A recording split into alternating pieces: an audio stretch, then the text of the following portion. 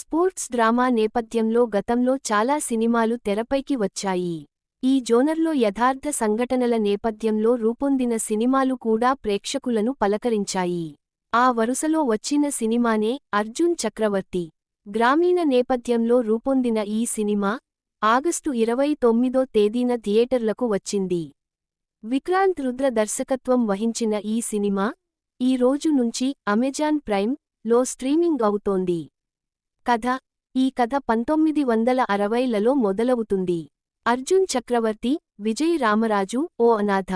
హైదరాబాదులో తెగిన గాలిపటం మాదిరిగా తిరుగుతున్న అతన్ని రంగయ్య, దయానంద్ రెడ్డి చేరదీస్తాడు.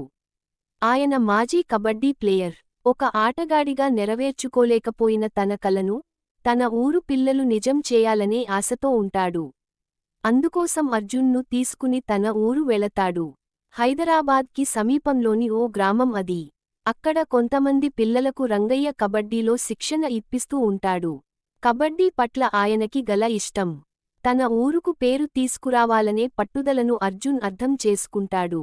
తనని చేరదీసిన రంగయ్య మామ కలను నిజం చేయాలని నిర్ణయించుకుంటాడు. అప్పటి నుంచి ఒక దీక్షగా కబడ్డీని ఆడటం నేర్చుకోవడం మొదలుపెడతాడు. అర్జున్ యవ్వనంలోకి అడుగుపెట్టే సమయానికి ఆ చుట్టుపక్కల కబడ్డీలో తనకంటే మొనగాడు లేడనే పేరు తెచ్చుకుంటాడు. ఈ సమయంలోనే అతను తన గ్రామానికి చెందిన దేవకి, సిజా రోజ్ ను ప్రేమిస్తాడు. జాతీయ స్థాయిలో గెలిచి వచ్చాక ఆమెను వివాహం చేసుకోవాలని నిర్ణయించుకుంటాడు. ఆ క్షణాల కోసం తాను ఎదురుచూస్తూ ఉంటానని దేవకి చెబుతుంది. అర్జున్ ఆశయం ఫలిస్తుందా, దేవకిని పెళ్లాడాలనే ఆయన కోరిక నెరవేరుతుందా అనేది మిగతా కథ. విశ్లేషణ 1960 నుండి 80లలో నడిచే కథ ఇది. స్పోర్ట్స్ డ్రామా నేపథ్యంలో యథార్థ సంఘటన ఆధారంగా రూపొందిన సినిమా ఇది. ఈ తరహా కథల్లో వాస్తవ సంఘటనలు ప్రతిబింబించాలి. క్రీడా స్ఫూర్తిని కలిగించడమే కాకుండా ఎమోషన్స్ వైపు నుంచి కనెక్ట్ కావలసి ఉంటుంది.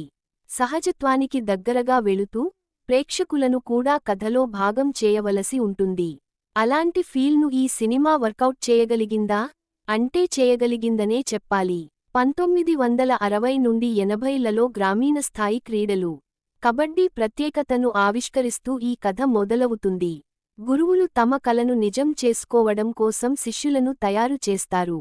గురువుల కళ్లలో ఆనందాన్ని చూడాలనే తపనతో శిష్యులు కష్టపడతారు. దేశానికి పేరు తీసుకురావాలనే ఒక తపనతో వారి ప్రయాణం కొనసాగుతుంది. కానీ వారికి లభించే గౌరవం, ఆర్థికపరమైన భరోసా అంతంత మాత్రం.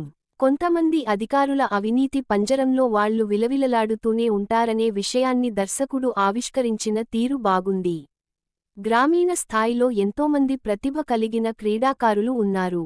కానీ వారికి తగిన గుర్తింపు, గౌరవం లేకపోవడం వలన మధ్యలోనే తమ ప్రయాణాన్ని విరమించుకుంటున్నారు. అవార్డులు అన్నం పెట్టనప్పుడు ఏ తల్లి మాత్రం తన కొడుకును ఆటగాడిని చేస్తుంది అనే ఒక్క డైలాగ్ చాలు ఆ రోజుల్లో పరిస్థితులకు అద్దం పట్టడానికి. కబడ్డీ ఆటకి జోడించబడిన సున్నితమైన ప్రేమకథ కూడా ప్రేక్షకులను ఆకట్టుకుంటుంది. పనితీరు గ్రామీణ నేపథ్యంలో పేదరికాన్ని అనుభవిస్తూ క్రీడల పట్ల తమకి గల కోరికను నెరవేర్చుకోవడానికి యువకులు ఎంతగా కష్టపడవలసి వస్తుందనేది చూపించడంలో దర్శకుడు మంచి మార్కులు కొట్టేశాడు. ఆ కాలంనాటి వాతావరణాన్ని తెరపైకి తీసుకుని రావడంలో సక్సెస్ అయ్యాడు. ప్రధానమైన పాత్రలను పోషించిన నటీనటులంతా తమ పాత్రలలో ఒదిగిపోయారు. జగదీష్ చీకటి ఫోటోగ్రఫీ బాగుంది. విలేజ్ నేపథ్యంలో సన్నివేశాలను, లవ్ ట్రాక్ నేపథ్యంలో దృశ్యాలను చిత్రీకరించిన తీరు అలరిస్తుంది. విఘ్నేష్ భాస్కరన్ నేపథ్య సంగీతం, ప్రదీప్ నందం ఎడిటింగ్ కథకి తగినట్టుగా అనిపిస్తాయి. అవకాశం బలవంతుడిని చేస్తుంది, అవసరం బలహీనుడిని చేస్తుంది. ఆయుధాలతో చేసేది యుద్ధం కాదు, ఖాళీ కడుపుతో, ఖాళీ చేతులతో చేసేదే అసలైన యుద్ధం అనే డైలాగ్స్ వస్తావా పరిస్థితులకు అద్దం పడతాయి. ముగింపు 1980లలో గ్రామీణ నేపథ్యంలోని యువకులకు పేదరికమే ప్రధానమైన శత్రువుగా నిలిచింది. కష్టాలను, కన్నీళ్లను దాటుకుని ఎదిగితే అవినీతి అధికారులు వారి ఆశయాలను అణచివేశారు.